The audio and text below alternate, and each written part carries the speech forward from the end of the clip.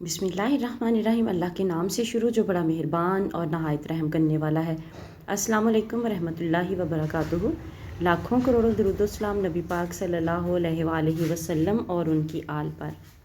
दस्ते गैब का एक कुरानी मुजर्रब अमल, रुपए पैसे मालो दौलत की बारिश, तंगदस्ती मुफलसी और जुमरा परेशानियां ख़त्म हो जाएंगी, दौलत और लंगर जारी रहेंगे।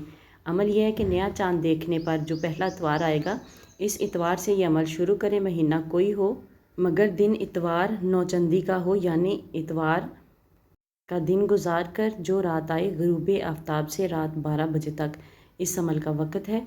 अव्वलो आखिर 7-7 दफ़ा कोई सा दुरूद शरीफ और दरमियान में 70 मरतबा अल्हम्दु शरीफ बिस्मिल्लाह शरीफ के, और दूसरी रात 6-6 बार दुरूद शरीफ और दरमियान में 60 बार अल्हम्दु शरीफ।